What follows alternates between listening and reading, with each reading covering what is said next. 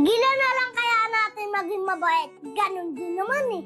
Gumawa ka ng mabuti, may masasabi sa'yo. Pag gumawa ka ng mali, yan ang inaantay nila. Kaya kung ako ikaw, huwag kang titigil gumawa ng kabutihan at manatili kang maging mabuting tao.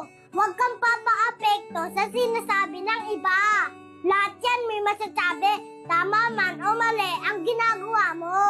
Ang importante, malinis ang konsyensya mo at alam mo na mabuti kang tao. Hindi na natin kailangan i-please ang mga taong mali lang ang nakikita sa atin. Hindi na natin kailangan nagpaliwanag sa mga taong bingi pagdating sa mga tama natin. Huwag mong baguhin yung sarili mo para lang ikatuwa ng iba. Mabuhay ka ng payapa at walang tinatapakan na tao. May pananalig sa Diyos at marunong rumispeto.